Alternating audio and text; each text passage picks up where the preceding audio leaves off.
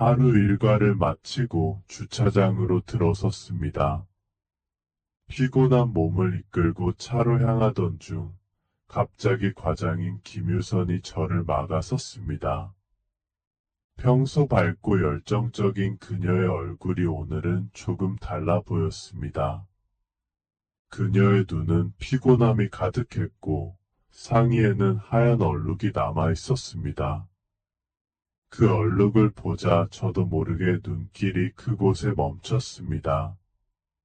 김유선 과장은 현재 모유 수유 중이어서 종종 이런 일이 있었습니다. 그녀의 상의에 남아있는 얼룩과 모유 냄새가 섞여 사무실에서는 종종 농담의 대상이 되기도 했습니다. 김유선은 저를 살며시 바라보며 부드럽게 말했습니다. 오늘 가슴이 많이 부어서 너무 아파요. 하필이면 전동 유축기를 놓고 왔어요. 도와줄 수 있을까요? 안녕하세요. 저는 이제 막 대학을 졸업하고 사회에 나온 사회초년생 27살 태호라고 합니다.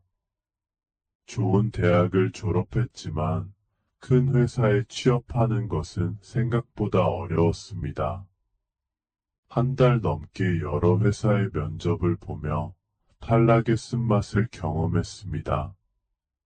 요즘 취업 경쟁이 정말 치열하다는 것을 뼈저리게 느꼈죠.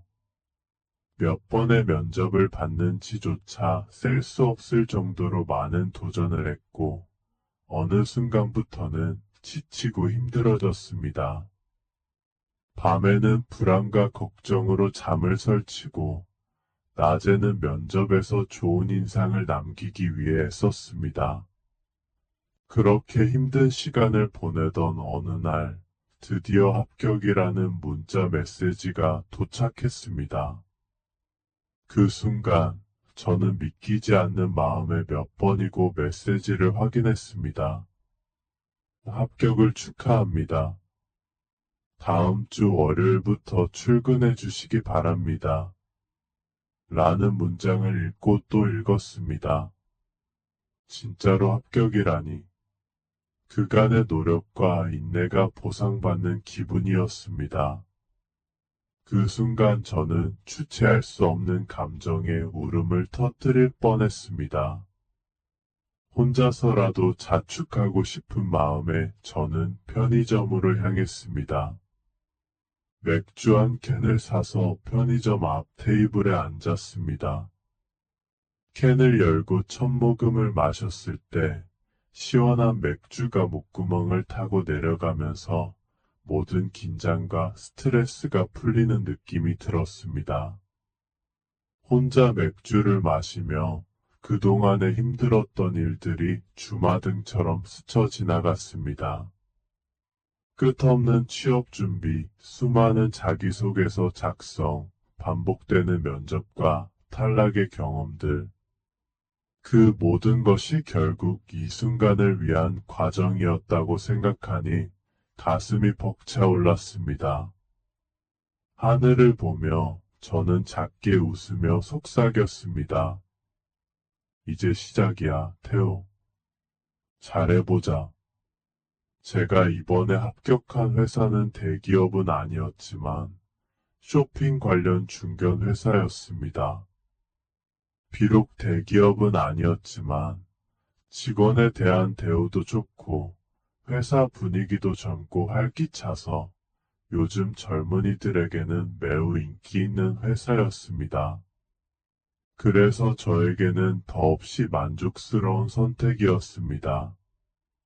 합격 소식을 들은 후 저는 기쁜 마음에 친구들에게 이 소식을 알렸습니다.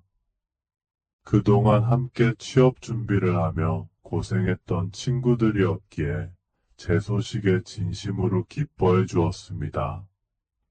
친구들은 한 목소리로 외쳤습니다. 한턱 쏴야지. 합격 축하주 한번 쏘아야지.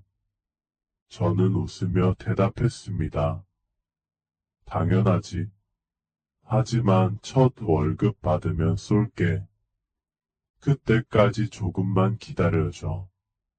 친구들은 다 같이 웃으며 제 기쁨을 함께 나누었습니다. 출근 첫날, 저는 불안한 마음을 안고 회사로 향했습니다. 긴장감에 가득 차 있었고, 회사에 발을 디디는 순간부터 정신을 바짝 차리고 긴장의 끈을 놓지 않았습니다. 마케팅 부서에서 일하게 되었다는 사실은 저를 더욱 긴장하게 했습니다. 마케팅 부서 김유선 과장은 31세로 아주 깔끔하고 우아한 분위기를 내는 매력적인 여성입니다. 그녀는 하얀 셔츠에 무릎까지 오는 검은색 스커트를 입고 있었으며 연한 화장을 하여 연붉은 립스틱이 그녀의 입술을 빛나게 했습니다. 귀에는 진주 귀걸이가 반짝였고 전체적으로 세련된 이미지를 풍겼습니다. 그녀를 처음 보는 순간 제 마음은 그녀에게 강하게 끌렸습니다. 김유선 과장의 목소리는 천사처럼 부드럽고 상냥했습니다. 태우 씨 어서 오세요. 마케팅 부서에 오신 것을 환영합니다. 그녀는 먼저 손을 내밀며 상냥하게 인사했습니다. 저는 얼른 그녀와 악수하며 안녕하세요. 김태우라고 합니다. 잘 부탁드립니다. 라고 황급히 인사를 했습니다. 김유선 과장은 제 손을 따뜻하게 잡으며 저를 데리고 마케팅 부서를 소개해 주었습니다. 부서는 총 13명의 직원이 있으며 대부분이 20, 30대였습니다. 특히 여성들이 많았고 마케팅 부서는 두 개의 팀으로 나누어져 있었습니다. 김유선 과장이 바로 저희 팀의 팀장이었습니다. 김유선 과장은 경영학을 전공한 후 여러 대기업에서 마케팅 경력을 쌓아왔습니다. 그녀의 업적은 뚜렷하며 현재 회사에서도 매우 존경받는 인물로 자리 잡고 있습니다. 그녀는 프로젝트를 진행할 때 매우 철저하고 세심한 성격으로 알려져 있습니다. 김유선 과장은 남편이 금융업에 종사하는 재력가로 알려져 있으며 고급 승용차를 운전하고 다닙니다. 이러한 점들은 제가 입사하고 시간이 좀 지나서 알게 된 사실들입니다. 우리 팀은 총 7명으로 구성되어 있으며 저를 제외하고 한 명만 남자였습니다. 그 남성 팀원은 이름이 지수였고 그의 성격과 외모는 약간 여성스러워 보였습니다. 그래서인지 지수는 남성에 대한 관심이 있는 듯 했습니다. 팀원 중 비교적 예쁜 여성은 김유선 과장과 준하 씨였습니다. 김유선 과장은 팀의 리더로서 우아하고 세련된 이미지가 돋보입니다. 그녀는 마케팅 부서의 중추적인 역할을 하며 직원들로부터 많은 존경과 신뢰를 받고 있습니다. 준하 씨는 매우 과감한 복장으로 주목받는 팀원입니다. 진한 화장과 성형한 듯한 예쁜 얼굴, 상체의 볼륨감을 과감히 드러낸 타이트한 셔츠와 엉덩이만 간신히 덮을 수 있는 미니 스커트, 검은 스타킹과 빨간 매니큐어를 한 발에는 핑크색 샌들까지. 그녀는 직장인이라기보다는 요즘 유튜브나 아프리카에서 나오는 요정 같은 느낌을 줍니다. 나머지 여성 팀원들은 외모가 평범한 분들이 많았고 준하 씨는 저에게 특별한 관심을 보이지 않았습니다. 그녀의 관심은 오로지 돈 많고 잘생긴 성공한 남성들에게 집중되는 것 같았습니다.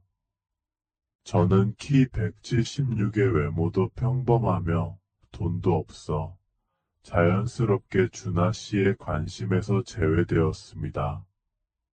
그렇게 저는 직장에서 부서의 막내로서 팀원들의 도움을 받으며 일을 조금씩 배워가며 성장해가고 있었습니다. 한 달 후 갑자기 팀원들 사이에서 김유선 과장이 임신했다는 소식이 들려왔습니다. 그녀는 이 사실을 숨기지 않았고 임신 초기에는 종종 검사받으러 가야 한다며 일찍 퇴근하곤 했습니다. 그녀의 배는 조금씩 나오기 시작했고 몸에도 살이 붙어가는 게 보였습니다. 김유선 과장의 남편도 종종 회사에 방문해 우리에게 커피를 사주며 아내를 배려해달라고 부탁했습니다. 남편분은 30대 후반으로 보였으며 외모는 평범했지만 몸은 명품으로 뒤덮인 듯한 인상이었습니다. 처음에는 그들이 행복하게 잘 지내는 줄 알았습니다. 그러나 어느 순간부터 김유선 과장의 얼굴이 종종 어두워지기 시작했습니다. 어느 날 계단에서 통화하는 그녀의 목소리가 들렸고 나중에 사무실로 들어온 그녀는 울었던 듯한 얼굴을 하고 있었습니다. 팀원들은 조용히 눈치만 보고 아무도 그녀에게 말을 걸 수 없었습니다. 그때가 임신 3개월쯤 되었던 시점이었습니다. 그 후로도 조용히 지내는 듯 했지만 어느 순간 팀원들은 그녀의 손가락에서 결혼 반지가 사라진 것을 발견했습니다. 그녀는 아무 일도 없다는 듯 직장에서 평소처럼 진지한 표정을 지었지만 우리는 그녀의 표정만으로도 뭔가 일이 있음을 직감할 수 있었습니다. 그녀의 남편은 더 이상 회사에 나타나지 않았습니다. 김유선 과장의 배는 점점 많이 나오게 되었고 이제는 행동이 불편할 정도로 천천히 걸을 수밖에 없었습니다. 그렇지만 그녀는 저와 다른 팀원 한 명을 대동해 시장 조사를 나갔습니다. 그때는 겨울철이라 그녀는 두꺼운 연회색 니트 코트를 입고 있었습니다. 차에서 내리기도 힘들어 보였지만 그녀는 끝까지 자신이 있어야 한다며 동행하겠다고 했습니다. 우리는 어쩔 수 없이 그녀와 함께 전시회장으로 향했습니다. 전시회장에서는 그녀와 제가 설문조사를 진행하고 있었습니다. 그때 그녀가 갑자기 심한 폭통을 호소하며 쓰러졌습니다. 상황은 매우 긴박했습니다. 저는 즉시 119 구급차를 불렀습니다. 구급차 안에서 저는 그녀에게 최대한 안정감을 주기 위해 애썼습니다. 김 과장님, 조금만 참으세요. 병원에 곧 도착할 겁니다. 라고 안심시키며 말을 건넸습니다. 김유선 과장은 약한 목소리로 고맙습니다. 태훈 씨라고 답했습니다. 산부인과에 도착한 후 김유선은 즉시 응급처치를 받기 시작했습니다. 저는 병원에 남아 그녀의 상태를 지켜보며 불안한 마음으로 기다렸습니다. 그동안 남은 팀원은 전시회장에서 남은 업무를 마무리하고 있었습니다. 김유선 과장이 병원에 도착한 후 의료진에게서 뜻밖의 소식을 들었습니다. 양수가 터져 당장 출산 준비를 해야 한다는 것이었습니다. 저는 그녀가 예정된 출산일보다 한 달가량 앞당겨 출산할 것이라는 사실에 놀랐습니다. 간호사는 저에게 임산부의 보호자가 맞는지 물었습니다. 보호자가 아니라고 답하자 간호사는 빨리 보호자를 불러야 한다고 했습니다. 다행히 김유선 과장의 상태가 안정되었고 그녀는 출산 전 필요한 각종 동의서를 작성하고 출산 준비를 할 수 있었습니다. 김유선 과장은 스트레처에 실려 나오는 동안 저를 보고는 미소를 지으며 말했습니다. 태호 씨 정말 고마워요. 이제 집에 가셔도 됩니다. 저는 여기서 잘 준비하겠습니다. 그녀는 제게 배려를 보이며 고마움을 표현했습니다. 그녀가 병실로 옮겨진 후 저는 보호자가 아니기 때문에 병실에 들어갈 수 없었습니다. 집으로 가는 길에 긴장감과 지친 하루를 되새기며 그녀의 안쓰러운 모습이 마음에 걸렸습니다. 며칠 후 김유선 과장이 3kg의 건강한 여아를 출산했다는 소식을 들었습니다. 출산 후 6개월간 육아휴직을 가지게 되었고, 출산 일주일 후 저는 동료들과 함께 산부인과를 방문하여 그녀를 볼 수 있었습니다. 그녀는 산후조리원에서 산후조리를 하고 있었고, 얼굴에는 모성애가 가득해 보였습니다. 그 후 저는 그녀를 한동안 볼 수 없었습니다. 왠지 그녀가 점점 더 보고 싶어지는 느낌이 들었습니다.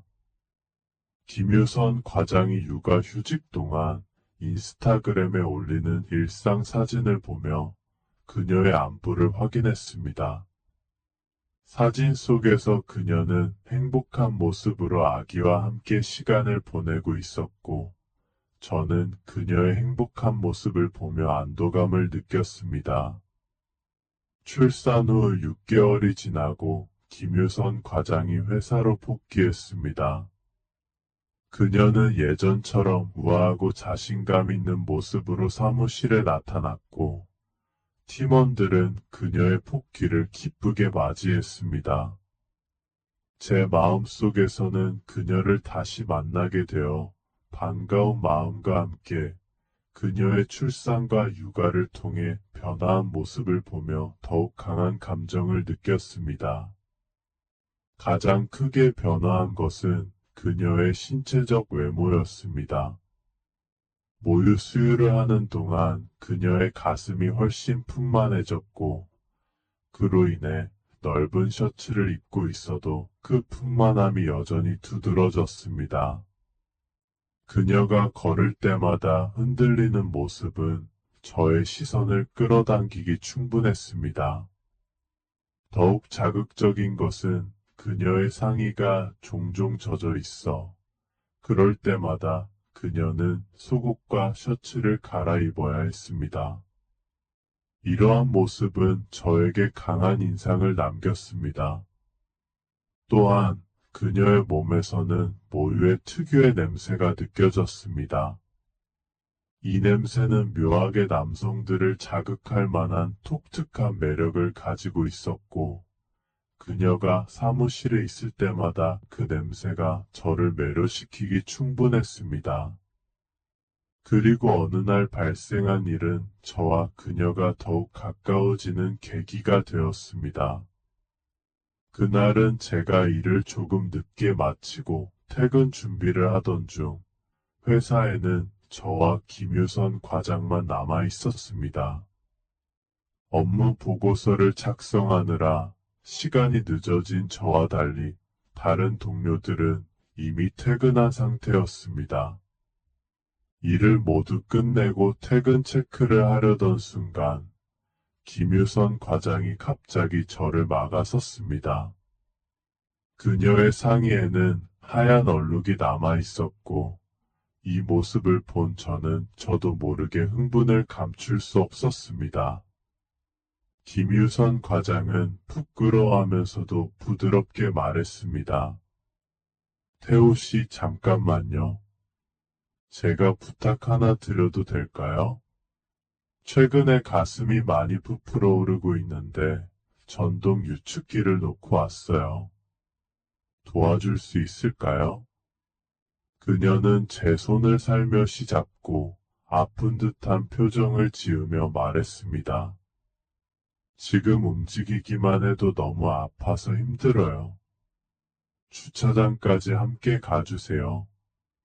저 혼자는 도저히 어떻게 할 수가 없네요.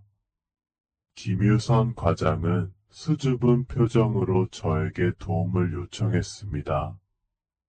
고민하는 저에게 김유선 과장은 제 귀에 대고 속삭였습니다. 지금 너무 아파요. 정말 도와주세요. 저는 내심 흥분하면서 김유선의 부탁을 받아들였습니다. 알겠습니다. 지금 바로 가죠. 김유선 과장은 매우 기뻐하며 저의 팔을 잡고 걸었지만 그녀가 걸을 때마다 얼굴을 찡그렸습니다. 아마도 움직일 때마다 출렁이는 가슴이 그녀를 자극하여 더욱 아픈 듯 보였습니다. 그녀의 아픈 모습을 보고 마음이 아픈 저는 큰 결심을 하고 그녀를 바라보며 말했습니다. 과장님, 실례하겠습니다. 저는 한 손은 그녀의 등을 감싸고 한 손은 그녀의 다리를 잡고 그녀를 번쩍 들어 올렸습니다. 김유선 과장은 순간 당황하며 어머 하고 소리를 내자 저는 곧바로 답했습니다. 과장님, 제가 과장님 차까지 모셔다 드리겠습니다. 과장님이 움직일 때마다 아파하시는 것 같네요. 김유선 과장은 그제서야 안심하며 저를 바라보았습니다. 제 차는 지하 3층에 주차되어 있어요. 저는 그녀를 안고 엘리베이터를 탔고 그녀를 일부러 내려놓지 않았습니다. 그녀도 아무 말 없이 머리를 제 어깨에 대고 있었고 우리는 얼굴이 가까워지며 그녀의 입에서 새어나오는 열기를 느꼈습니다. 그녀의 은은한 모유 냄새는 저의 정신을 혼미하게 만들었습니다.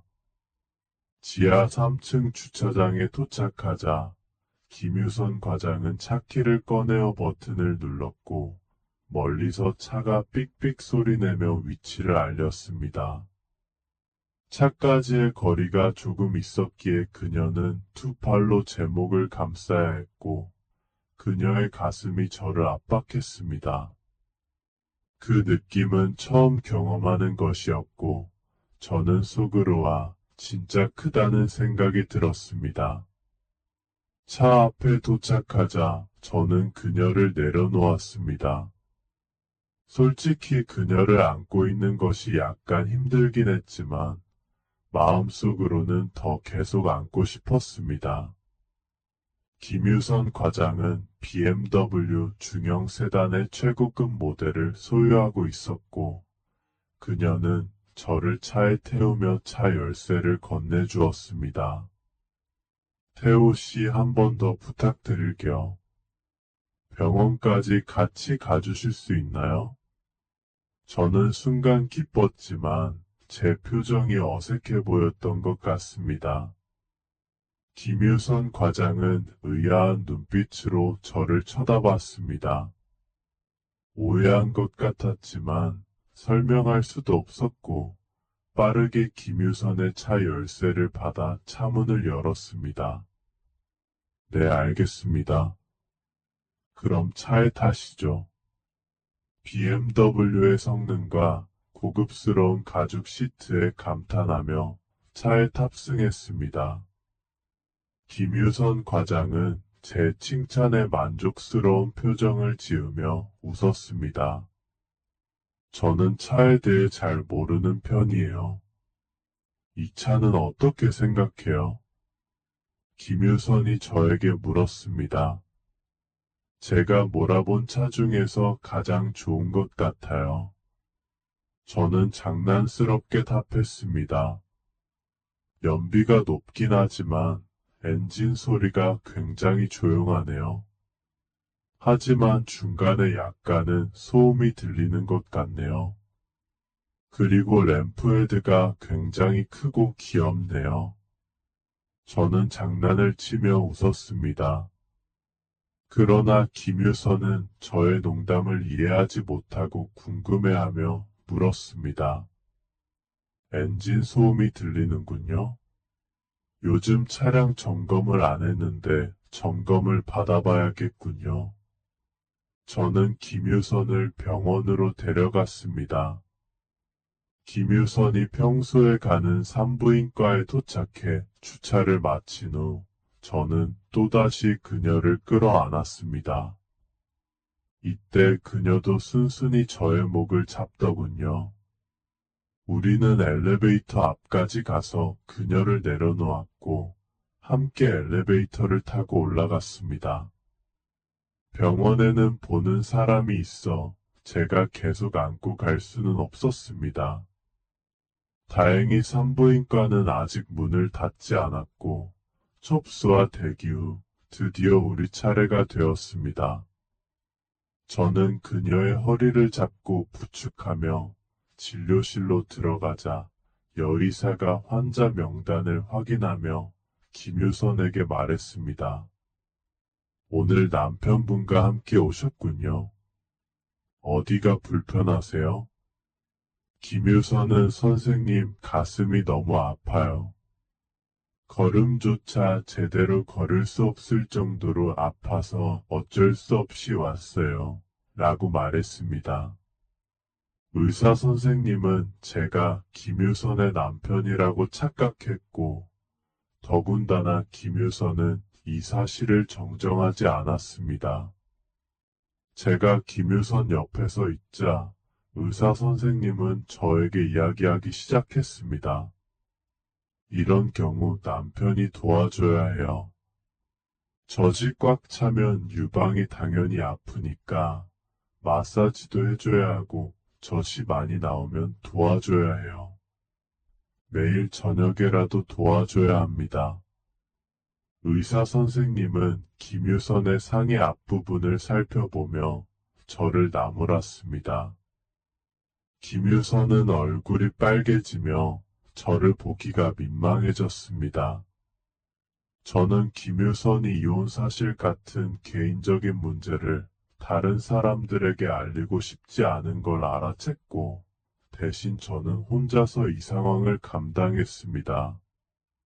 제가 저녁에 반드시 도와드리겠다고 말하자 의사 선생님의 표정이 조금 누그러졌습니다. 그러나 상황이 진정될 새도 없이 의사 선생님은 새롭게 문제를 제기했습니다. 그럼 지금 옷을 벗고 속옷을 올려봐요.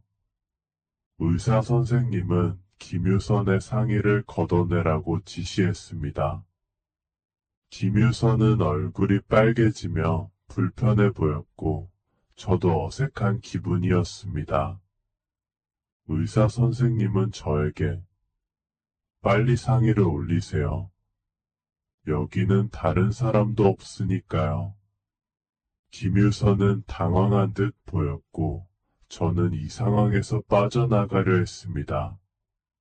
그러나 의사 선생님은 저를 막고 부부가 함께 왔으니 함께 들어봐야 해요. 제가 몇 가지 주의사항도 전달해야 하니까요. 저는 곤란한 상황에서 김유선을 바라보았습니다. 김유선은 얼굴이 빨개졌지만 아무 말도 하지 않았습니다. 김유선이 설명하지 않으니 저는 더 이상 말을 꺼내기 어려워졌습니다. 결국 김유선은 상의를 조심스럽게 벗기 시작했습니다. 의도적으로 제게 뒷모습을 보이려 했지만 부분적으로 그 모습을 볼 수밖에 없었습니다. 김유선이 옷을 벗을 때 약간의 소리도 들렸습니다. 저는 그 모습을 보며 긴장된 마음을 느꼈습니다. 이쪽 가슴에 딱딱한 덩어리가 있네요. 김유선은 깜짝 놀라며 물었습니다. 문제가 있는 건가요? 의사 선생님은 심각한 표정으로 대답했습니다. 딱딱한 덩어리는 좋은 징조가 아니에요. 심각할 경우 수술이 필요할 수도 있어요. 저는 걱정스러운 마음에 말했습니다. 의사 선생님, 빨리 확인해 주세요. 의사 선생님은 김유선의 상태를 점검하며 딱딱한 부위를 만져보았습니다. 저는 불편한 상황에서 어떻게 해야 할지 몰랐습니다. 의사 선생님은 김유선의 상태를 확인한 후 문제가 있다고 말했습니다. 여기 확실히 문제가 있어 보입니다. 방사선 사진을 찍어봐야 할 것 같아요. 그리고 당신 남편이 이렇게 멀리 떨어져 있으면 어떻게 해요? 조금이라도 관심을 가져야죠.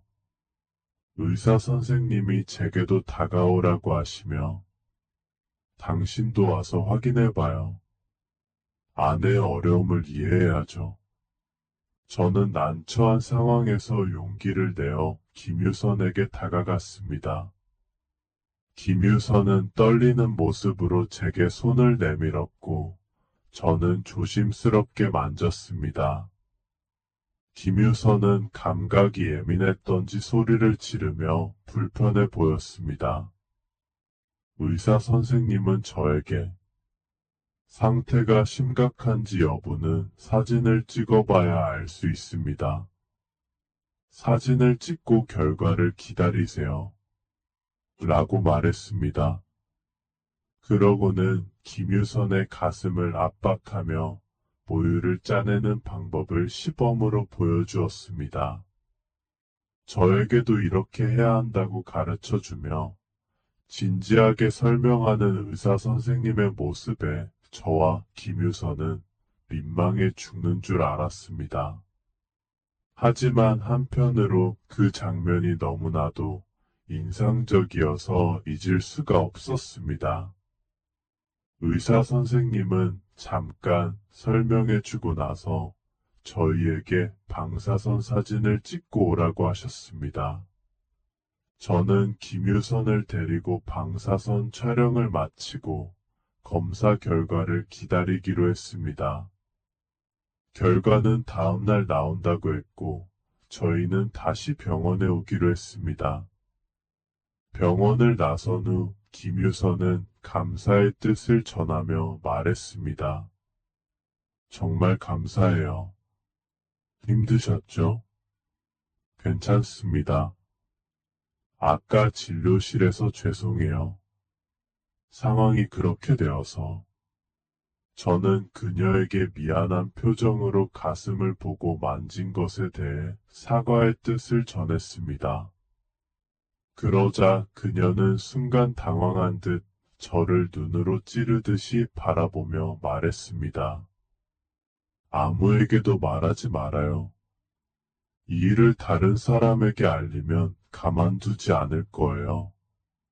그녀는 일부러 무서운 표정으로 협박했지만 그런 모습조차 왠지 귀엽게 느껴졌습니다. 그럼요, 제가 이런 일을 누구에게 알리겠어요. 혼자 마음속에 간직할게요. 저도 모르게 약간 장난스럽게 대답했습니다.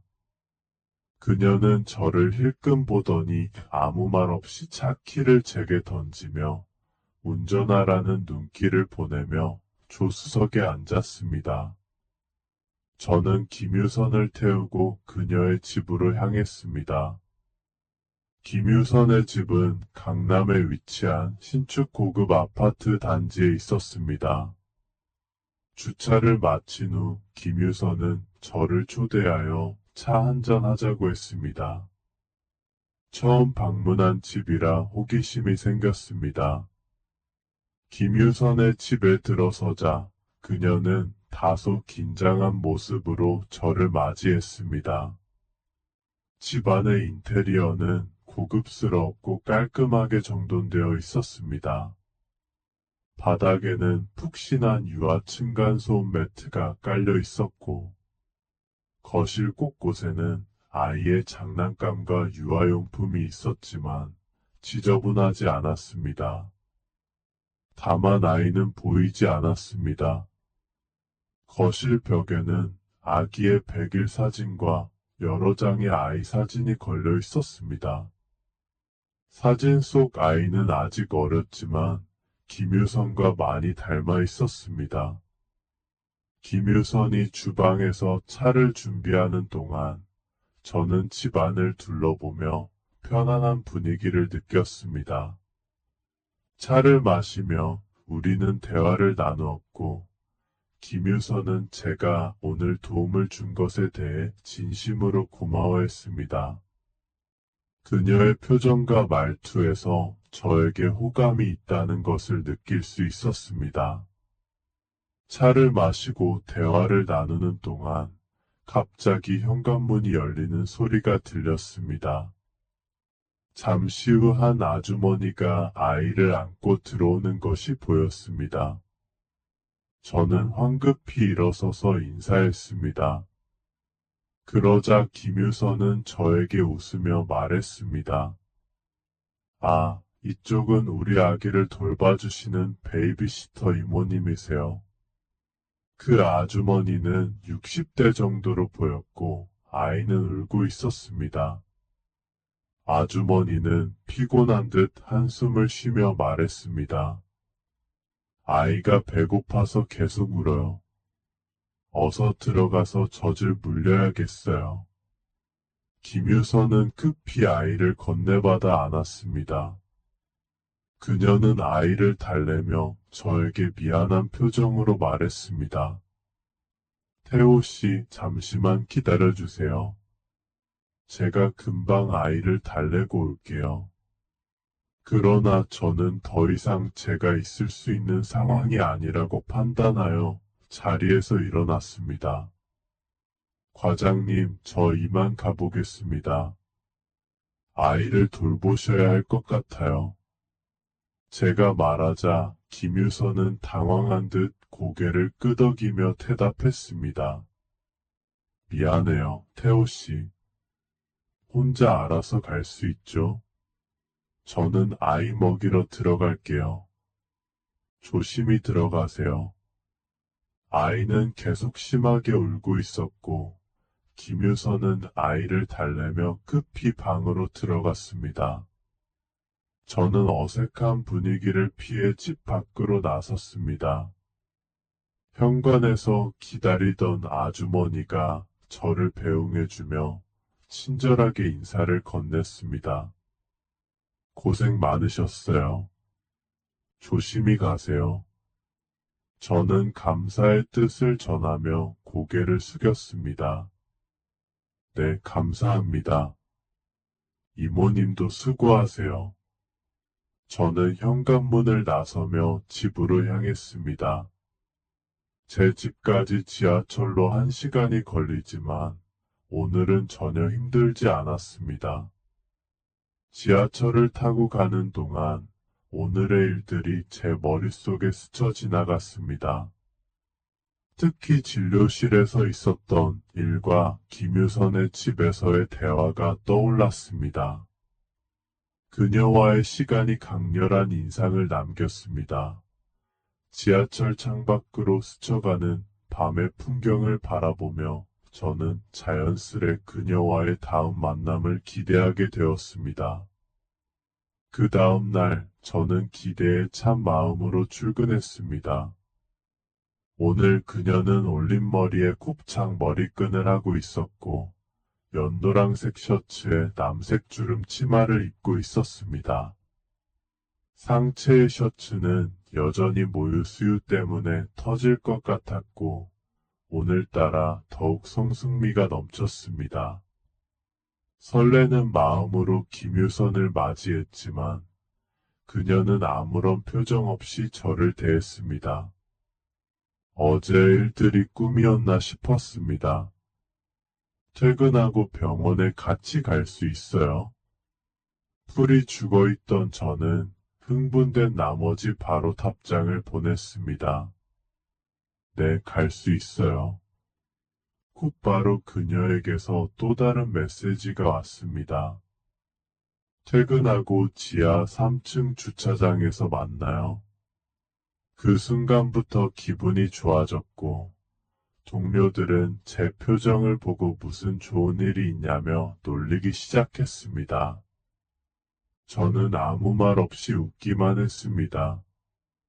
김유선은 저를 힐끔 쳐다보더니 저와 눈이 마주치자 살짝 웃으며 고개를 돌렸습니다. 오후 5시가 되자 김유선은 먼저 지하 3층 주차장으로 내려갔고 저는 5분 뒤 다른 동료들이 모두 퇴근한 후에야 마지막으로 퇴근 체크를 하고 나갔습니다. 그녀가 우리 사이에 생긴 일을 동료들에게 알리고 싶어 하지 않을 것이라고 생각하여 일부러 늦게 내려갔습니다. 지하 3층에 도착하자 그녀는 이미 차 시동을 걸어놓고 조수석에서 기다리고 있었습니다. 제가 나타나자 그녀는 운전석을 가리키며 머리를 끄덕였습니다. 저는 미소를 지으며 운전석에 탔고 곧바로 산부인과로 향했습니다. 운전 중 김유선이 조용히 말을 꺼냈습니다. 태호 씨 고마워요. 그리고 사람들 눈치 못 채게 피해서 내려오셨죠? 우리 같이 있는 거 보면 사람들이 뒤에서 말이 많을 거예요. 이혼녀하고 엮이면 태호 씨에게 안 좋아요. 저는 살짝 고개를 돌려 그녀를 바라보며 말했습니다. 과장님, 아니 퇴근했으니 유선 씨로 불러도 되죠? 이혼했으면 어때서요? 죄 지은 것도 아닌데요. 사실 유선 씨, 저 유선 씨 좋아합니다. 입사했을 때부터 유선 씨 보고 반했어요. 유선 씨가 결혼한 걸 알고 정말 속상했거든요. 그래서 사실 유선 씨 이혼한 걸 알고는 기뻤어요. 죄송해요. 이 말을 참아왔거든요. 제 말을 들은 김유선은 순간 당황한 표정으로 저를 바라보았습니다. 태호 씨 그러지 마요. 내가 태호 씨보다 나이도 많고 이혼도 했으며 심지어 아이도 있는데 뭐가 좋아서 그래요? 그 순간 저는 더 이상 망설일 수 없다는 생각이 들어 차를 갓길에 세우고 비상등을 켰습니다. 그리고 그녀를 정면으로 바라보았습니다. 김유선은 제 행동에 놀라 눈이 동그래졌고 저는 그녀의 눈을 똑바로 응시하며 진지하게 말했습니다. 유선 씨, 당신이 저를 어떻게 보는지는 몰라도 저는 진심으로 당신을 좋아합니다. 당신의 모든 것을 받아들일 수 있어요. 당신이 말한 것들은 저에게 중요하지 않아요. 저는 그저 지금의 유선 씨를 좋아합니다. 아직 가진 건 없지만 노력할게요. 저와 한번 만나볼 생각 없나요? 처음에는 저의 응시에 고개를 숙이고 있던 그녀는 잠시 침묵하다가 고개를 들어 저를 바라보았습니다. 그녀는 제 말을 피하려는 듯 고개를 돌리고 작은 목소리로 말했습니다. 일단 병원부터 가요. 저는 내심 기대했지만 실망할 수밖에 없었습니다. 그래도 그 자리에서 거절하지 않은 것에 희망을 품었습니다. 우리는 산부인과에 도착했습니다. 대기하는 동안 우리는 아무 말도 하지 않았고 어색한 침묵만이 우리 사이를 채우고 있었습니다. 김유선은 불안한 표정으로 잡지책을 넘기고 있었고 저는 그런 그녀의 모습을 지켜보며 속으로 생각을 정리하려 애썼습니다. 그녀의 이름이 호명되자 김유선은 책을 내려놓고 긴장된 마음으로 저를 바라보았습니다. 그 순간 저는 용기를 내어 그녀의 손을 잡았습니다. 놀랍게도 그녀는 제 손을 뿌리치지 않고 오히려 더 꽉 잡았습니다. 그녀가 얼마나 긴장하고 있는지 저는 느낄 수 있었습니다. 제가 먼저 일어나 그녀를 부드럽게 당기자 김유선은 저와 함께 의사 선생님의 진료실로 들어갔습니다. 진료실에서 우리는 긴장하며 의사 선생님 앞에 앉았습니다. 그녀는 계속 제 손을 꼭 쥐고 놓지 않았습니다. 저는 그녀를 위로하며 다른 손으로 그녀의 손을 토닥였습니다. 의사 선생님은 차분하게 검사 결과를 설명해 주셨습니다. 김유선 씨, 다행히 종양이 아닙니다.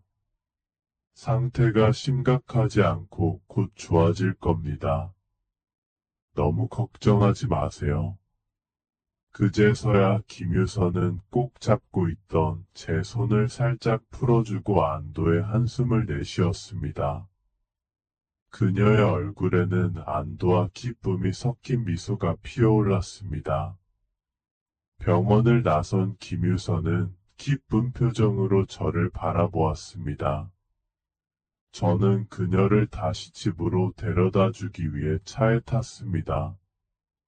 운전하는 동안 김유선은 조심스레 마음을 털어놓았습니다. 사실 아이도 아직 어리고 돌봐줄 사람도 없는데 이게 문제가 있으면 어쩌지란 생각을 했어요. 다행이에요. 오늘 정말 고마워요, 태호 씨. 태호 씨가 없었으면 저 혼자 병원에 갈 용기조차 없었을 거예요.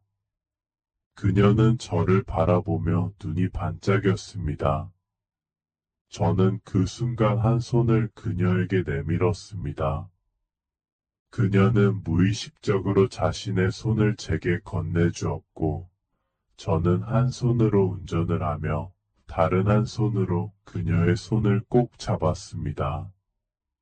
유선 씨, 제가 유선 씨에게 힘이 되어 줄게요. 한 번만 기회를 주세요. 저 잘할 자신 있어요. 그녀는 저의 손을 꽉 잡으며 저를 바라보았습니다. 진짜 후회하지 않을까요? 태호 씨 믿어도 되나요? 저 또 상처받을까봐 무서워요. 김유선은 망설이고 있는 듯 보였습니다. 저는 잠시 아무 말도 하지 않고 운전하여 그녀의 집 주차장에 차를 세웠습니다. 차를 주차한 후 저는 진지한 표정으로 그녀를 바라보며 말했습니다. 유선 씨, 당신이 어떤 일을 겪었는지는 모르지만 당신이 슬퍼하면 저도 슬프고 당신이 기쁘면 저도 기뻐요. 유선 씨 사랑해요. 저 김태우가 당신 김유선을 사랑한다고요. 저는 마음속 깊숙이 숨겨놓았던 말을 그녀에게 고백했습니다. 김유선은 제 진지한 표정을 바라보며 잠시 망설였지만 이내 고개를 끄덕였습니다. 태호 씨 알겠어요. 사실 저도 태호 씨를 좋아해요. 하지만 저는 걱정할 게 많아요. 두려워요. 그녀는 천천히 자신의 이야기를 저에게 털어놓기 시작했습니다. 그녀의 목소리는 차분했지만 그 안에는 깊은 상처와 슬픔이 담겨 있었습니다. 저는 대학교 때 전 남편을 만났어요. 그는 제가 첫사랑이었고 너무 사랑했죠. 대학을 졸업하고 1년 후에 결혼했어요. 전 남편의 집안은 재력가였고, 전 남편도 금융회사에서 일하면서 수입이 많았어요. 겉으로 보기엔 완벽한 결혼이었죠. 김유선은 잠시 말을 멈추고 창밖을 바라보았습니다. 그녀의 눈에는 아픈 기억들이 스쳐 지나가고 있는 듯 했습니다. 시댁에서는 제가 일을 하지 않고 집에서 전업주부로 남편을 돌보며 빨리 아이를 가지길 원했어요. 하지만 저는 계속 일을 하고 싶었어요.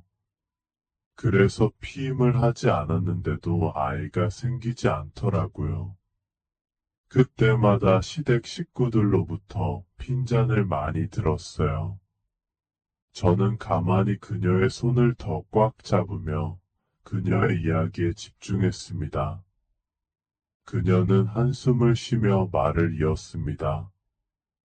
병원에 가서 검사도 해봤지만 저에게는 아무런 문제가 없다고 했어요. 그러다 결혼 5년 만에 드디어 아이를 가지게 됐을 때 정말 기뻤어요. 하지만 기쁨도 잠시였죠. 어느 날 남편의 외도 사실을 알게 됐어요. 김유선의 목소리가 떨리기 시작했습니다. 그녀는 깊은 상처를 끄집어내는 듯 했습니다. 남편은 자주 출장을 간다고 했는데 사실은 두 집 살림을 하고 있었어요. 심지어 다른 여자 사이에서 낳은 2살짜리 아들도 있었고요. 더 충격적인 건 시댁이 이 사실을 다 알고 있었다는 거였어요. 시댁에서는 내가 임신할 수 없다고 생각하고 남편에게 빨리 이혼하라고 시켰어요. 하지만 남편은 두 집 살림을 즐겼죠. 그녀는 눈을 감으며 깊이 숨을 내쉬었습니다. 고통스러운 기억을 떠올리는 게 쉽지 않은 듯 했습니다. 이 사실을 알고 너무 큰 상처를 받았어요. 처음에는 뱃속의 아이를 지우고 이혼할 생각도 했지만 결국 내 뱃속에 4개월 된 생명을 없앨 수 없었어요. 그래서 저는 이혼을 택했어요. 대신 재산 분할과 위자료, 아이 양육비를 많이 챙겼죠. 하지만 돈으로는 그 상처를 채울 수 없었어요. 그녀의 목소리가 낮아졌고 눈가에는 눈물이 맺혀 있었습니다. 결혼 생활의 어려움, 이혼 후의 상처, 그리고 아이를 홀로 키우며 느꼈던 외로움과 불안함이 고스란히 전해졌습니다. 저는 그녀의 이야기를 묵묵히 들으며 손을 놓지 않았습니다. 그녀가 마음속의 모든 상처를 꺼내 보일 때마다 저는 그녀의 손을 더 꽉 잡아주었습니다. 유선 씨, 저는 진심 어린 목소리로 말했습니다. 당신의 모든 것을 이해할 수는 없겠지만 저는 당신을 위해 최선을 다할게요. 우리가 함께라면 어떤 어려움도 이겨낼 수 있을 거예요. 그녀는 제 말을 들으며 고개를 숙였고 눈물 한 방울이 그녀의 볼을 타고 흘러내렸습니다. 저는 그녀의 눈물을 닦으면서 그녀의 입술에 키스를 했습니다. 그녀도 저를 받아들인 듯 저를 안고 키스에 응답했습니다. 차 안은 급격히 뜨거워졌고 창문에는 안개가 낄 정도였습니다. 그러나 그때 그녀의 전화벨이 울렸습니다. 김유선은 아쉬운 듯 휴대폰을 들었고 베이비시터 아주머니의 전화였습니다. 아주머니는 김유선의 차가 집에 도착한 지 한참 되었는데 왜 아직도 올라오지 않냐고 물었습니다. 저는 살짝 놀랐지만 김유선은 침착하게 대답했습니다. 아, 이모님, 금방 올라갈게요. 죄송해요. 조금 늦었네요. 전화를 끊고 그녀는 저를 바라보며 미안한 표정을 지었습니다. 우리 이제 가야겠어요. 아이가 기다리고 있을 거예요. 알겠어요. 그럼 같이 올라가요. 그렇게 우리는 차에서 내려 그녀는 엘리베이터를 타고 올라갔고 저는 1층 로비로 나갔습니다. 그날 제 발걸음은 한없이 가벼웠고 앞날이 더욱 기대되었습니다. 그렇게 우리의 비밀 연애가 시작되었습니다.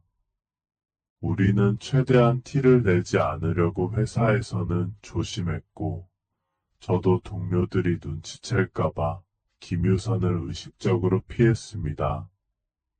일부러 다른 동료들에게도 관심 있는 척하며 김유선과의 사적인 만남을 숨겼습니다. 김유선은 퇴근 후 저를 몰래 기다리며 제가 운전해주는 차로 잠깐씩 데이트를 하곤 했습니다. 하지만 그녀는 빨리 집에 들어가야 했기 때문에 평일에는 주로 제가 그녀를 집에 데려다 줄 때만 함께 시간을 보낼 수 있었습니다. 주말이 되자 저는 더 이상 그녀와의 시간을 숨기고 싶지 않았습니다. 이번 주말에 연서도 데리고 우리 셋이서 데이트해요. 대공원에 가는 거 어때요? 제가 제안했습니다.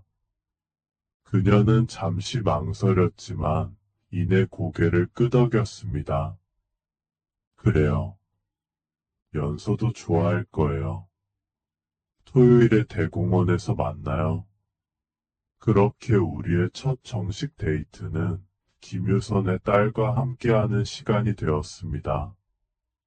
그날은 토요일이었고 저는 일찍 지하철을 타고 약속 장소로 향했습니다.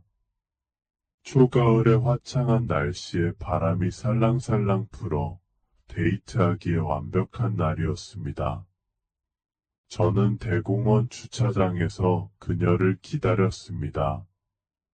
얼마 지나지 않아 그녀의 차가 도착했고 주차장 입구에서 기다리던 저는 그녀를 향해 걸어갔습니다.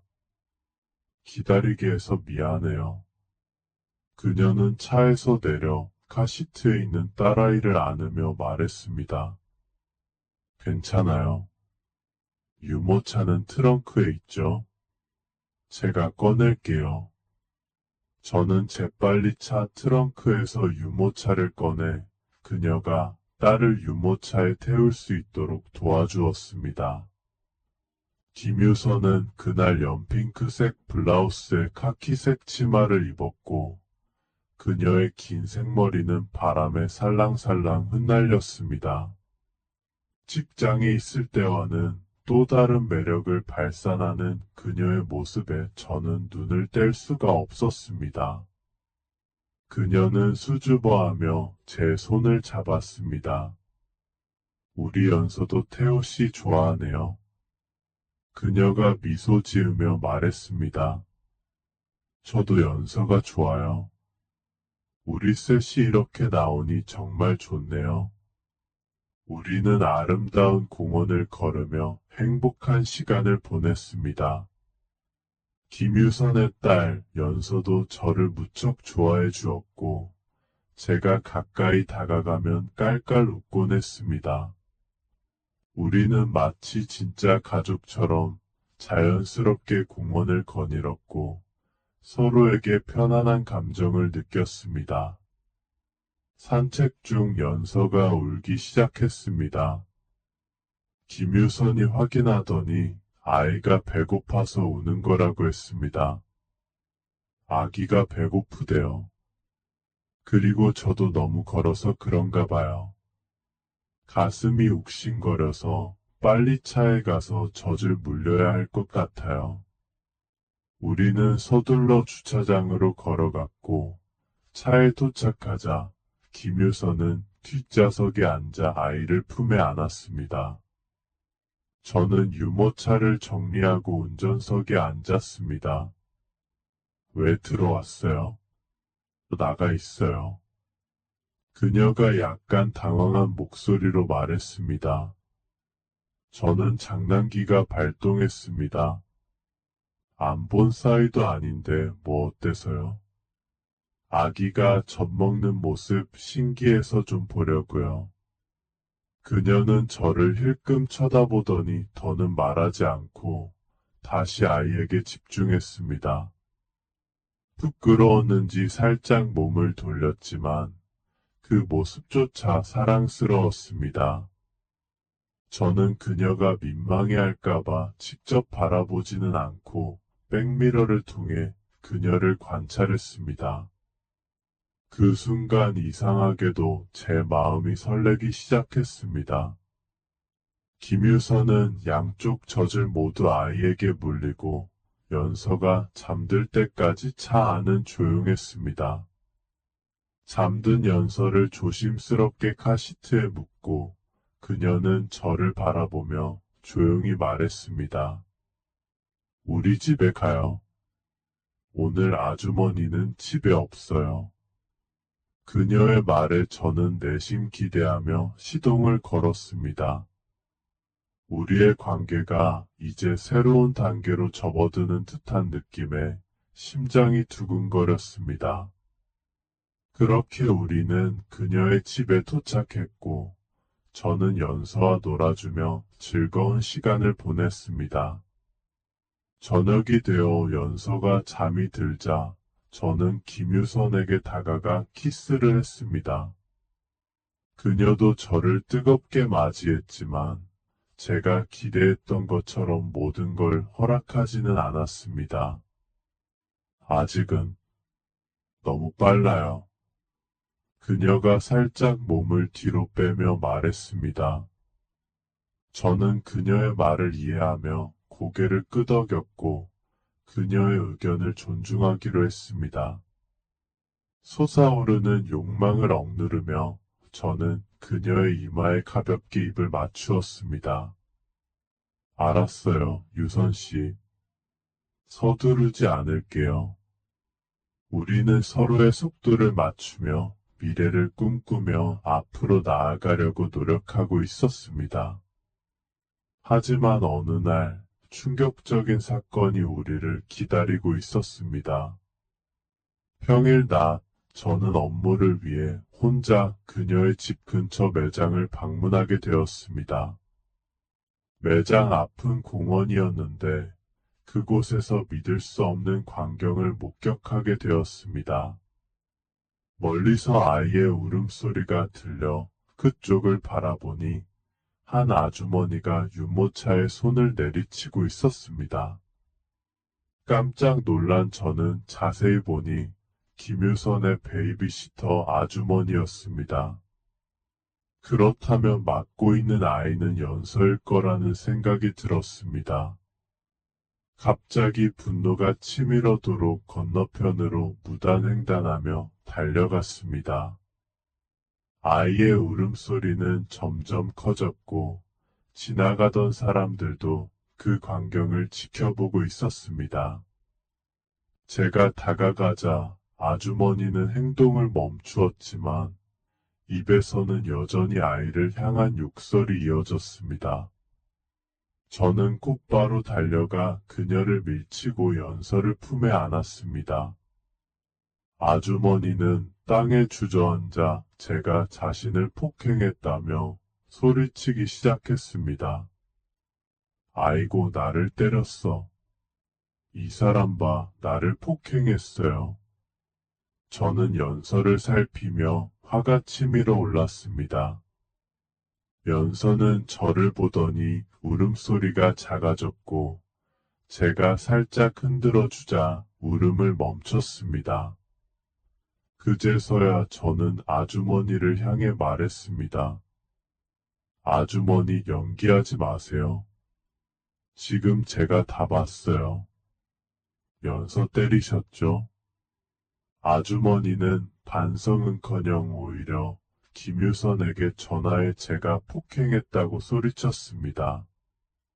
유선 씨, 이 사람이 나를 때리고 애를 뺏어갔어요. 저는 말도 안 되는 소리에 어이없어하며 곧바로 경찰에 신고했습니다. 5분 후 경찰이 도착했고 10분 뒤 김유선이 도착했습니다.